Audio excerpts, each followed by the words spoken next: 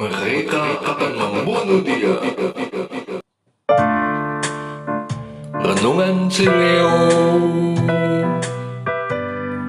Senin, 12 Agustus 2024. Pekan biasa ke-19. Pembacaan Injil diambil dari Injil Matius bab 17 ayat 22 sampai dengan 27.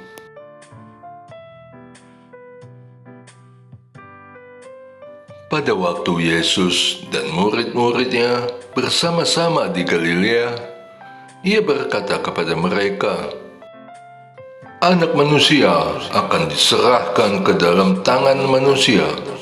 Mereka akan membunuh dia, dan pada hari ketiga ia akan dibangkitkan." Murid-muridnya pun sedih sekali. Ketika Yesus dan murid-muridnya tiba di Kapernaum, datanglah pemungut pajak Bait Allah kepada Petrus dan berkata, "Apakah gurumu tidak membayar pajak 2 dirham itu?" Jawabnya, "Tentu membayar." ketika Petrus masuk ke rumah, Yesus mendahuluinya dengan pertanyaan, "Apakah pendapatmu, Simon? Dari siapakah raja-raja dunia ini memungut bea atau pajak? Dari rakyatnya atau dari orang asing?" Jawab Petrus, "Dari orang asing." Kata Yesus kepadanya, "Jadi bebaslah rakyatnya. Tetapi supaya kita tidak membuat mereka menjadi gusar, pergilah memancing ke danau. Tangkaplah ikan pertama yang kau pancing, bukalah mulutnya, dan engkau akan menemukan mata uang 4 dirham di dalamnya. Ambillah itu dan bayarkanlah kepada mereka, bagiku dan bagimu juga." Demikianlah sabda Tuhan. Terpujilah Kristus. Pada waktu Yesus dan murid-muridnya bersama-sama di Galilea, ia berkata kepada mereka, "Anak manusia akan diserahkan ke dalam tangan manusia. Mereka akan membunuh dia, dan pada hari ketiga ia akan dibangkitkan." Murid-muridnya pun sedih sekali. Matius bab 17 ayat 22-23.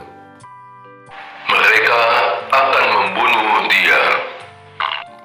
Mereka mempertanyakan, apakah Yesus membayar pajak Bait Allah, padahal dia melayani firman di sana. Dia memberi orang-orang yang mendengarkannya mendapatkan solusi atas persoalan dan masalah mereka.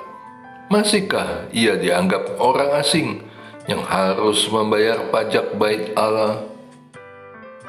Lalu mereka akan membunuh dia.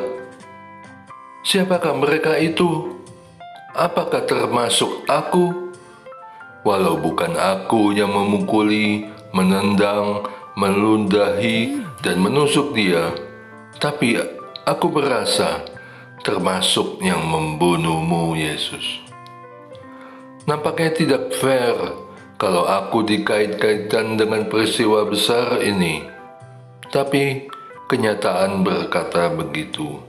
Aku termasuk manusia yang membunuh dia. Dengan apa aku membunuhmu? Kapankah itu? Dengan ucapan, perbuatan, bahkan hanya dengan pemikiran yang tidak benar, yang membawaku ke dalam hukuman dosa. Dan aku tahu kedatanganmu ke dunia untuk menjadi sili atas dosaku. Aku telah membuat engkau harus menebus dosa-dosaku. Aku harus ditebus dari dosa pelanggaranku agar aku selamat dan dapat kembali kepada Bapa di surga. Kembali, betapa tidak adil dunia ini. Bukannya aku yang menjalani hukuman mati, tapi Engkau, Yesus.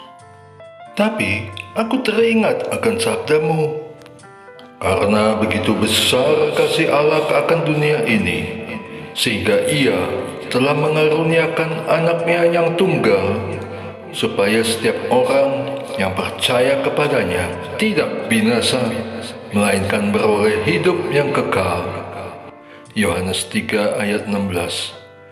Ya, agar aku tidak binasa, melainkan beroleh hidup yang kekal. Amin. Doa. Bapa, aku bersyukur karena putramu telah menjadi sili atas dosa pelanggaranku dengan menderita dan wafat di kayu salib yang hina.